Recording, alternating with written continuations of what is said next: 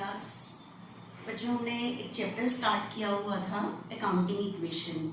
आपको ने उसके अंदर एक अकाउंटिंग इक्वेशन को प्रूव किया था, फिर फॉर्मूला बेस्ड क्वेश्चन स्टार्ट किए थे। आज इस चैप्टर का लास्ट टॉपिक मैं आपको बता रही हूँ, बिल्कुल ध्यान से समझना है क्या बता रही हूँ मैं। ठीक है बच्चा, देखना बच्चे, एक चीज़ बताओ।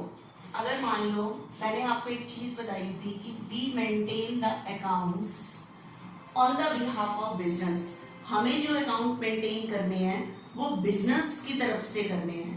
Everybody is separated from business. जब मैंने ऑनर को ही बिजनेस से सेपरेट मान दिया, कह दिया, तो और तो कोई तो बिजनेस में रह ही नहीं गया। ठीक है, जब भी आप बिजनेस के अकाउंट मेंटेन कर रहे हो, आप वहां बैठ के सोचो कि you are the CEO of business. आप बिजनेस के चार्टर्ड अकाउंटेंट हो and you are maintaining the accounts of any business. आप किसी बिजनेस के अकाउंट्स मेंटेन कर रहे हो। ठीक है, तो वहीं बैठ के सोचना है everybody is separated from business. अब एक चीज बताओ, अगर बिजनेस ने राम से परचेज किया, ठीक है, और लिख दिया, रिकॉर्ड कर दिया कि राम से परचेज किया, रिकॉर्ड कर दिया। मैंने आपको बताया था कि अकाउंट्स बनाना क्या है, रिकॉर्डिंग ऑफ ट्रांजेक्शंस। बिजनेस में जितनी भी ट्रांजेक्शंस हो रही हैं उनको रिकॉर्ड कर देना। That means you are preparing the accounts of any business.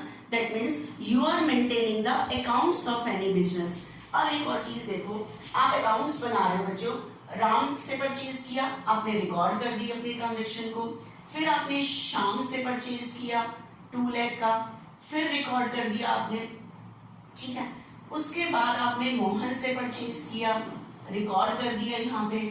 उसके बाद कुछ दिनों के बाद आपने राम से फिर परचेज किया 4 लाख का, फिर आपने शाम को सेल किया 5 लाख का, फिर आपने गणेश को सेल किया 1 लाख का। अब बच्चे एक चीज बताओ, आप बहुत सारे ट्रांजेक्शन्स कर रहे हो, कभी राम से कर रहे हो, कभी श्याम से कर रहे हो, कभी गणेश से कर रहे हो, कभी मोहन से कर रहे हो। अगर आप सारी ट्रांजेक्शन्स को एक ही जगह पे रिकॉर्ड करोगे तो इससे दिक्कत क्या आएगी, इस चीज में दिक्कत क्या आएगी। आप ये देखो, आपने राम से यहाँ पे परचेज किया था, फिर आपने राम से यहाँ पे परचेज किया, ऐसे ही पूरे साल आपने राम से कई बार परचेज किया होगा, शाम से भी परचेज किया होगा, सेल किया होगा। आपने पूरी सारी ट्रांजेक्शन्स की और सारी ट्रांजेक्शन्स को एक ही जगह पर रिकॉर्ड किया। ठीक है, तो अब इससे प्रॉब्लम क्या आएगी, अगर राम आपको पैसे लेने या देने आएगा तो आप ऐसे छांटने बैठोगे कि राम यहाँ पे है, राम यहाँ पे है, राम यहाँ पे है, तो आपको बहुत दिक्कत आ जाएगी बच्चे कि राम कहाँ कहाँ पे है। अगर आपने सारी ट्रांजेक्शन को मिक्स कर दिया, एक एग्जांपल लो, आप ये देखो, हम सारे बैंक में पैसे डिपॉजिट कराते हैं। बैंक हम सबके नाम से एक सेपरेट अकाउंट खोलता है। जैसे आपका नाम है, किसी बच्चे का नाम है खुशी है, बैंक जो आप जब आप बैंक में पैसे डिपॉजिट कराओगे तो बैंक आपके नाम का एक अकाउंट खोलेगा। आप एक चीज बताओ, अगर बैंक अगर सारे बच्चे 11 के डिपॉजिट करके आते हैं, मान लो राम जमा करके आता है, बैंक ने रिकॉर्ड कर दिया, श्याम जमा करके आता है, रिकॉर्ड कर दिया, मोहन जमा करके आता है, रिकॉर्ड कर दिया, सारों को इकट्ठे रिकॉर्ड कर दिया। तो अगर आप बैंक में पैसे डिपॉजिट करने जाओगे और उसके बाद आप बैलेंस जानना चाहोगे, मेरा बैलेंस कितना है या मैंने इतने निकाल लिए, मेरा बैलेंस कितना बचा हुआ है, तो बैंक आपका नाम छांटेगा कि राम यहाँ है, राम यहाँ है, राम यहाँ है। तो बहुत दिक्कत आएगी अगर सारों का मिक्स ट्रांजेक्शन हो। ठीक है, तो आपको पता है कि बैंक क्या करता है, अगर आप बैंक में पैसे डिपॉजिट करके आते हो तो बैंक आपके नाम का एक सेपरेट अकाउंट खोलता है। मिक्सिंग में क्या होगा, तो बैंक को छांटने में दिक्कत रहेगी। मान लो कोई भी कस्टमर जाएगा तो उसको छांटना पड़ेगा कि राम कहाँ। इवन बैंक आपके नाम का एक सेपरेट अकाउंट नंबर भी देता है। जैसे ही जब आप डिपॉजिट करने जाते हो, बैलेंस डिपॉजिट करना होता है, बैलेंस आपको फाइंड आउट करना होता है, तो कंप्यूटर में वो आपका अकाउंट नंबर डालते हैं, आपकी सारी डिटेल आ जाती है कि आपने इस डेट पे पैसे डिपॉजिट कराए थे, इस डेट पे आपने विड्रॉ किए थे। ठीक है, लेकिन ये तभी पॉसिबल है जब आपके नाम का बैंक ने एक सेपरेट अकाउंट मेंटेन किया है। उसी तरह से बच्चे बिजनेस में भी सारी चीजें ऐसे मिक्स नहीं होती कि सारी हर एक ट्रांजेक्शन को इकट्ठे रिकॉर्ड किया। हर एक ट्रांजेक्शन के लिए एक सेपरेट अकाउंट खोल दिया जाता है। जैसे राम की ट्रांजेक्शन्स को रिकॉर्ड करने के लिए राम अकाउंट, श्याम की ट्रांजेक्शन्स को रिकॉर्ड करने के लिए श्याम अकाउंट। तो हर एक चीज के लिए एक सेपरेट अकाउंट मेंटेन हो जाता है ताकि उसकी हमें सारी आइटम एक जगह पे खुल जाए। जैसे अगर मैंने राम से परचेज किया है तो मैंने राम के नाम का एक अकाउंट खोल दिया, this is the account Ram's account. ठीक है, शाम की ट्रांजेक्शन्स को रिकॉर्ड करने के लिए मैंने एक अकाउंट खोल दिया शाम अकाउंट। ठीक है बच्चे, अकाउंट को आप शॉर्ट फॉर्म में ऐसे लिख सकते हैं, ये जो मैंने ए ऑब्लिक सी करके लिखा शॉर्ट फॉर्म में अकाउंट, प्लस किसी भी ह्यूमन बीइंग का अगर अकाउंट खोलता है उसके साथ डायरेक्ट अकाउंट ऐसे नहीं यूज सकता, अपोस्ट्रोफी एस लगा के। ठीक है, अगर आपने फर्नीचर परचेज किया तो फर्नीचर को रिकॉर्ड करने के लिए एक अकाउंट खुलेगा बच्चे, फर्नीचर अकाउंट। फर्नीचर के साथ आपको अपोस्ट्रोफी एस लगाने की जरूरत नहीं है, डायरेक्ट लिख सकते हो कि फर्नीचर का अकाउंट खुला है। लेकिन अगर आपने किसी ह्यूमन बीइंग, ठीक है, इंडिविजुअल किसी व्यक्ति का अकाउंट खोला है तो उसके साथ अकाउंट लिखने के लिए या तो आप अकाउंट मत लिखो, अगर आप इस नाम के साथ अकाउंट लिखना चाहते हो तो अपोस्ट्रोफी एस के साथ यूज करना है, ऐसे नहीं करना कि राम का अकाउंट खोला है हमने। ठीक है, अब बच्चे हर एक पर्सन के लिए सेपरेट अकाउंट खोल दिया जाता है। तो राम से परचेज करोगे तो राम में लिखोगे, सेल करोगे तो वो भी यही लिखोगे। तो इसके इस अकाउंट में सारी इंफॉर्मेशन आपको किसकी मिलेगी, राम की। इस अकाउंट में सारी इंफॉर्मेशन किसकी मिलेगी, श्याम की। मतलब श्याम आएगा तो आप श्याम का अकाउंट खोलोगे, मोहन आएगा तो आप मोहन का अकाउंट खोलोगे। मिक्सिंग में आपको सेग्रीगेट करने में, छांटने में दिक्कत आ जाएगी उस टाइम। ठीक है, तो आज जो बच्चे हमारा टॉपिक है वो है अकाउंट। आज का जो हमारा टॉपिक है बच्चे वो है अकाउंट।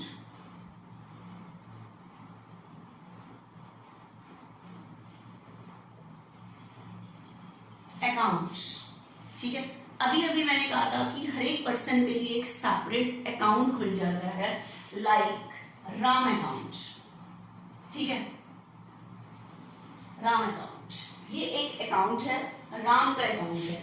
अब क्या होगा, इसी तरह से मैं हर एक जिन जिन चीजों की ट्रांजैक्शंस करूंगी, हर एक पर्सन के लिए, हर एक आइटम के लिए सेपरेट अकाउंट खोल देंगे तो इससे हमें प्रॉब्लम नहीं आती, सारी ट्रांजैक्शन उस व्यक्ति की उसी अकाउंट में रिकॉर्ड होती है।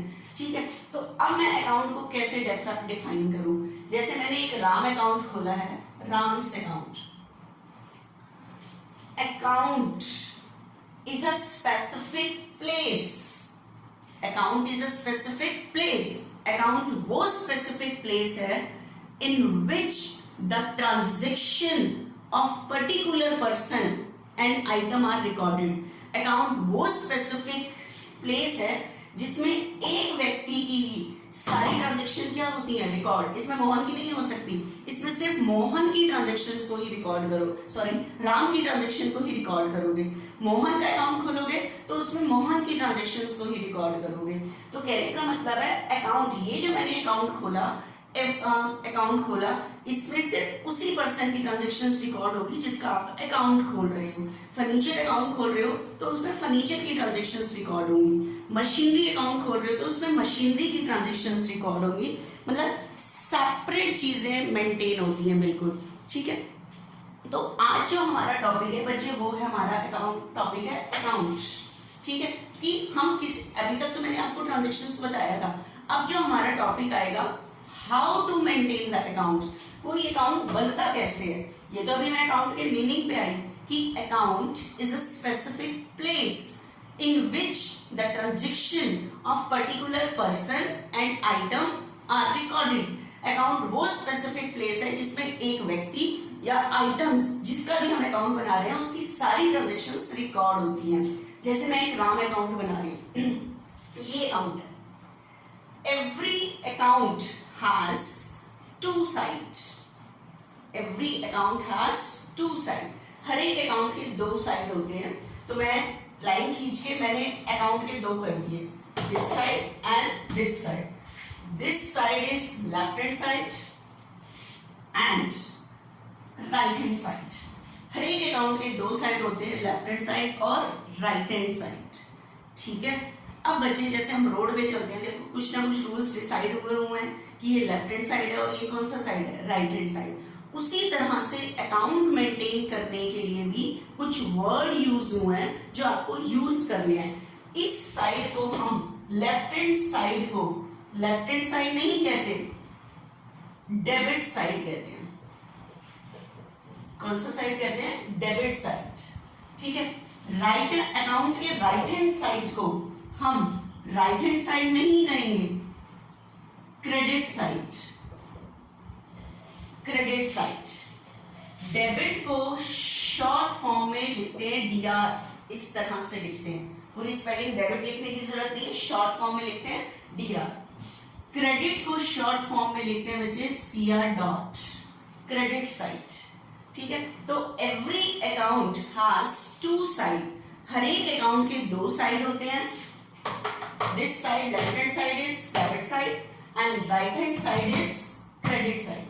अब मुझे आपको बताना है how to maintain the account, हम कोई अकाउंट कैसे बनाते हैं। अब आपको कैसे पता लगेगा कि जब हम ट्रांजैक्शंस को रिकॉर्ड कर रहे हैं कब मैं किस अकाउंट के डेबिट साइड में लिखूं और कब किस अकाउंट के क्रेडिट साइड में लिखूं, कि ट्रांजैक्शंस को रिकॉर्ड कैसे करना है।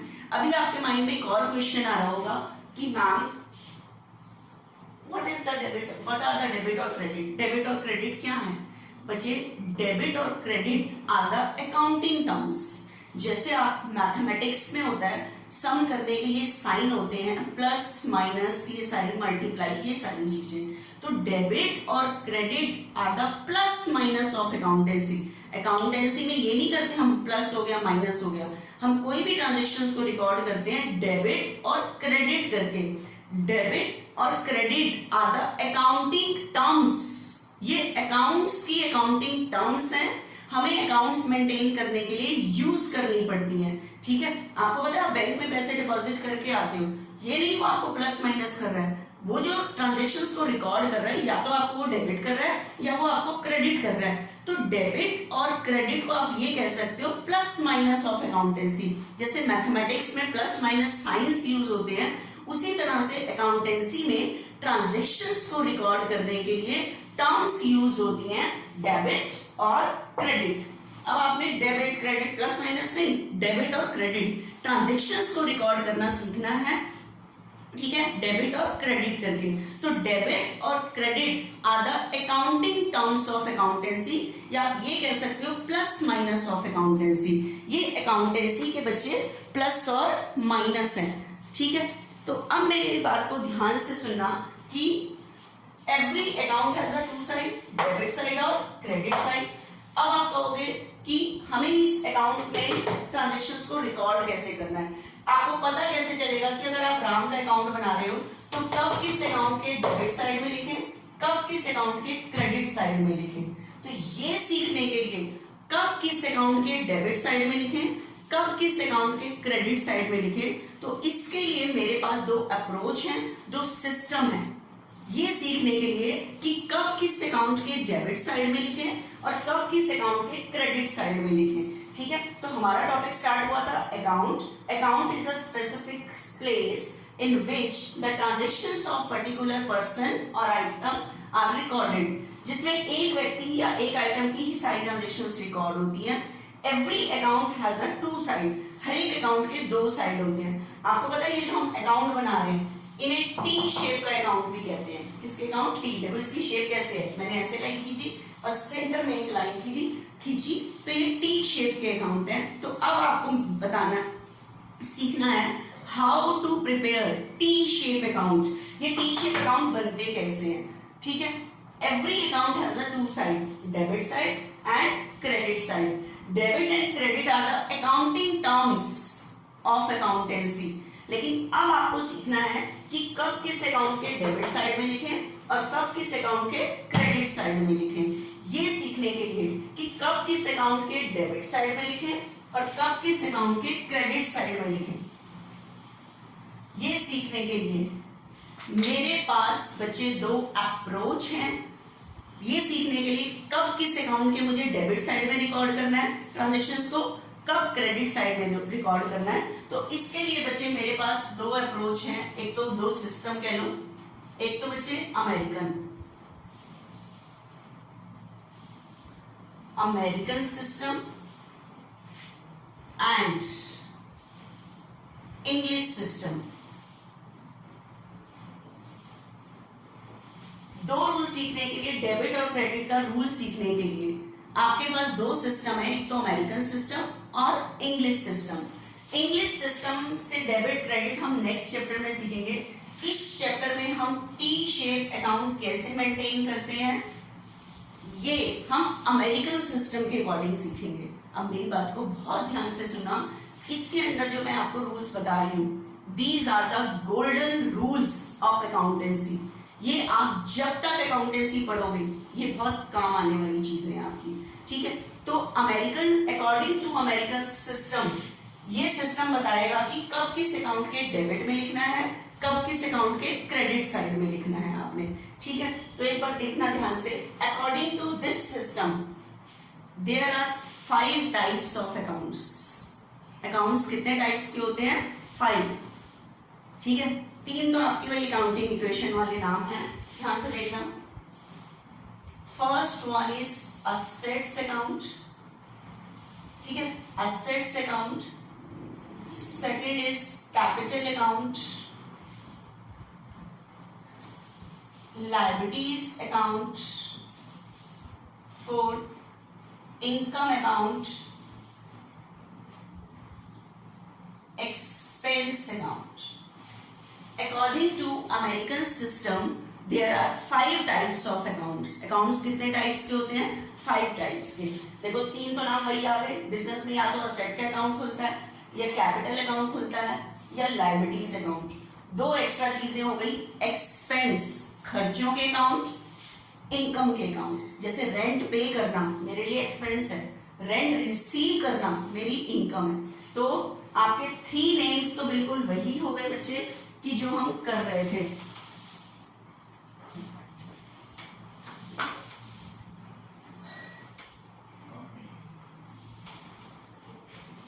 थ्री नेम्स तो बिल्कुल बच्चे वही हो गए हमारे, assets account, capital account, liability account. 2 नाम मेरे एक्स्ट्रा जा रहे हैं, इनकम अकाउंट और एक्सपेंस अकाउंट। अब ध्यान से सुनना, अगर मैं कोई भी टी शेप अकाउंट बना रही होंगी, या तो वो असेट अकाउंट बन रहा होगा, या वो कैपिटल अकाउंट, या वो लायबिलिटीज, या वो इनकम, या वो एक्सपेंस अकाउंट। अब ये सीखने के लिए कि अगर मैं असेट अकाउंट बना रही हूं तो मैं कब असेट के डेबिट में लिखूं, कब असेट के क्रेडिट में लिखूं। तो मेरी बात को ध्यान से समझना।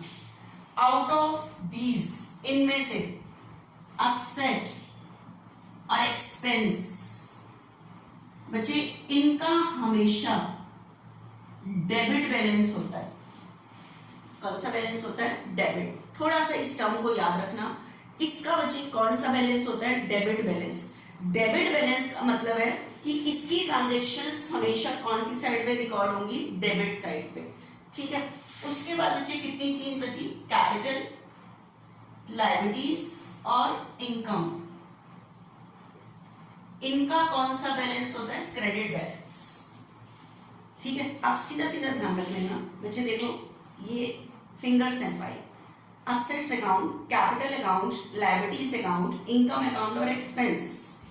इसमें से बीच के 3 नीचे ले जाओ, सिर्फ ऊपर रह गई असेट्स और एक्सपेंस। ऐसे याद रखना, असेट और एक्सपेंस, इनका तो डेबिट बैलेंस होता है जो ऊपर है, असेट और expense. Capital, liabilities and income, इनका क्रेडिट, ठीक है। सीधा सीधा ध्यान रहेगा, असेट और एक्सपेंस का हमेशा debit balance, capital, liabilities and income. इन 3 चीजों का कौन सा बैलेंस होता है बच्चे? क्रेडिट, ठीक है। अभी तो सिर्फ आपने बैलेंस याद रखना है सीधा सीधा। असेट्स का और एक्सपेंस का, देखो एरो से मैंने बताया डेबिट बैलेंस, ये चीज याद रखना, ठीक है। क्योंकि कुछ चीजें हम सिस्टम पे आते हैं, जैसे गवर्नमेंट ने रूल बनाया है, ये लेफ्ट हैंड साइड है तो हमें याद रखा होगा नहीं, लेफ्ट हैंड साइड है, ठीक है। उसके अकॉर्डिंग हम रूल फॉलो करते हैं। तो अकाउंटेंसी का ये रूल बना हुआ है, तो उसके बाद में ये चीज याद रखनी है, फिर लॉजिकली बताती हूँ मैं आपको। तो असेट्स का बच्चे कौन सा बैलेंस है? डेबिट। कैपिटल का क्रेडिट बैलेंस, लायबिलिटीज का क्रेडिट बैलेंस, इनकम का क्रेडिट, एक्सपेंस का डेबिट। ये चीजें ऐसे ऐसे ध्यान रखना। अब मेरी बात को ध्यान से सुनना। असेट के डेबिट बैलेंस का मतलब है इसकी सारी ट्रांजैक्शन डेबिट में रिकॉर्ड होती हैं, एक्सपेंस की भी।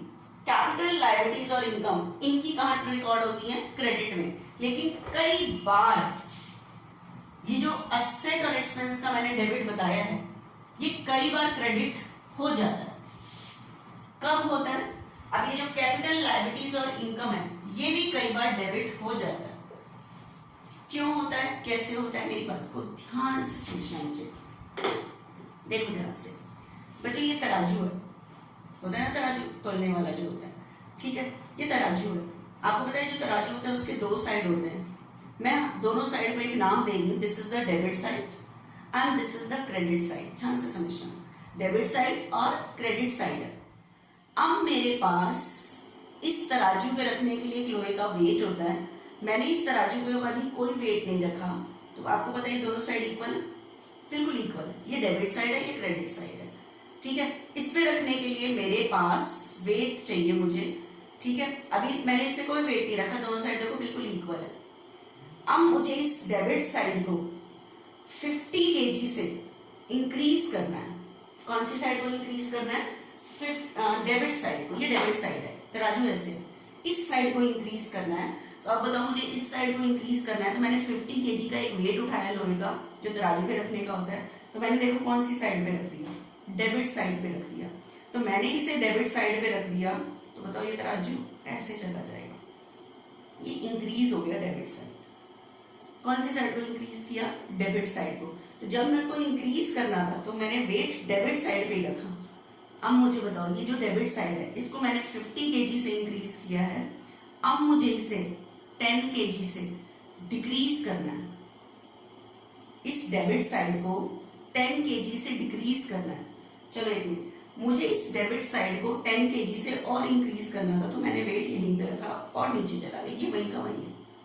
अब बताओ मुझे इस डेबिट साइड को 10 kg से डिक्रीज करना है।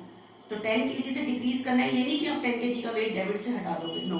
अब दूसरा अल्टरनेटिव बताओ, इस डेबिट साइड को कैसे डिक्रीज करोगे? इस साइड को।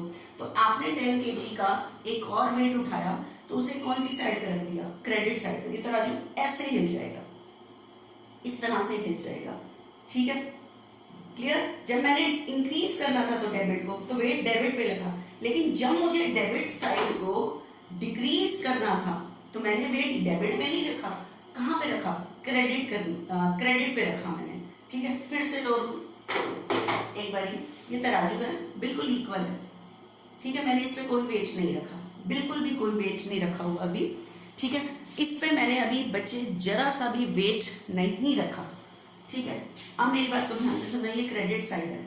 अब मुझे क्रेडिट साइड को इंक्रीज करना है, तो मैंने 50 kg का एक वेट उठाया और क्रेडिट साइड पे रख दिया। देखो जब मुझे उस साइड को इंक्रीज करना था, तो मैंने उसी साइड पे रखा, ये ऐसे चला गया, ठीक है, नीचे चला गया, इंक्रीज हो गया। अब मुझे इस क्रेडिट साइड को डिक्रीज करना है, इंक्रीज नहीं करना। इंक्रीज करना था तो मैंने उसके जो बैलेंस था उसके सेम साइड पे ही रखा। तो जब मुझे इसको डिक्रीज करना है क्रेडिट साइड को, तो क्रेडिट साइड को डिक्रीज करना है, तो मैं वेट जो लेगा वो यहाँ नहीं रखूंगी। कौन सा साइड था ये? इंक्रीज वाला, क्रेडिट। तो मुझे इस क्रेडिट को डिक्रीज करने के लिए कौन सी साइड पे वेट रखना पड़ा? डेबिट। तो ये तराजू ऐसे हिल जाएगा, ठीक है। तो मेरे आपको रूल क्या पता लगा कि अगर किसी चीज को इंक्रीज करना है तो सेम साइड पे रखते हैं, अगर उसको डिक्रीज करना है तो रिवर्स साइड पे जाते हैं।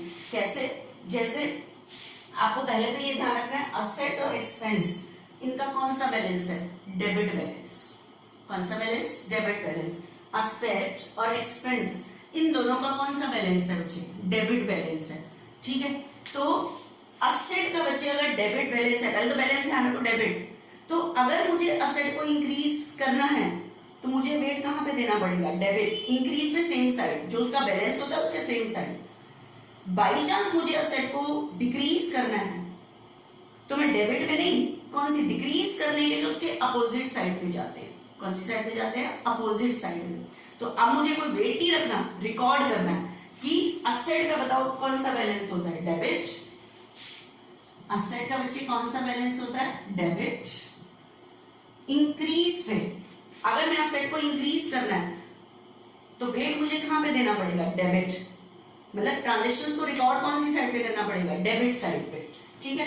तो balance of asset is debited whenever asset increases, जैसे ही असेट इंक्रीज होती है तो इंक्रीज पे सेम साइड वेट रखोगे, मतलब सेम साइड रिकॉर्ड करोगे, मतलब डेबिट पे लिखोगे। लेकिन बाई चांस अगर आप असेट को डिक्रीज करना है, डिक्रीज पे सेम साइड नहीं जाते बैलेंस के, अपोजिट साइड में जाते हैं। तो whenever asset is decreases then it will be credited, मतलब असेट का डेबिट बैलेंस होता है, इंक्रीज पे आप डेबिट साइड पे लिखोगे और डिक्रीज पे कौन सी साइड पे लिखोगे, क्रेडिट साइड पे लिखोगे।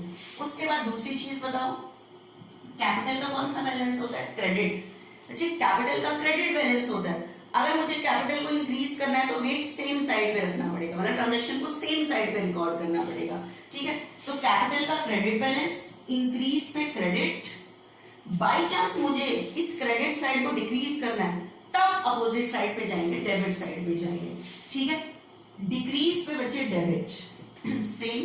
पहले तो बैलेंस ध्यान रखना है किसका कौन कौन सा बैलेंस होता है, लायबिलिटीज का क्रेडिट बैलेंस, इंक्रीज पे क्रेडिट, डिक्रीज पे डेबिट। उसके बाद नेक्स्ट कौन सा है, इनकम, इनकम का क्रेडिट बैलेंस, इंक्रीज पे क्रेडिट और डिक्रीज पे डेबिट। उसके बाद एक्सपेंस, एक्सपेंस का आप सबको पता है डेबिट बैलेंस, क्योंकि असेट और एक्सपेंस का ही डेबिट था। डेबिट पहले बैलेंस ध्यान रखो, बैलेंस क्या होता है, इंक्रीज पे सेम साइड, बैलेंस वाले साइड के सेम साइड, डिक्रीज पे अपोजिट जाना है बस, ठीक है। तो इंक्रीज पे डेबिट और डिक्रीज पे क्रेडिट। तो ये जो रूल्स मैंने आपको बताए, these are the golden rules of accountancy. ये अकाउंटेंसी के बच्चे कैसे रूल्स हैं, गोल्डन रूल्स हैं। तो आपको ध्यान रखना, पहले तो ये चीज ध्यान रखनी है किसका कौन सा बैलेंस होता है, असेट और एक्सपेंस का डेबिट बैलेंस, कैपिटल, लायबिलिटीज और इनकम का क्रेडिट बैलेंस, ठीक है। उसके बाद आपने एक चीज जरा सी और देखना,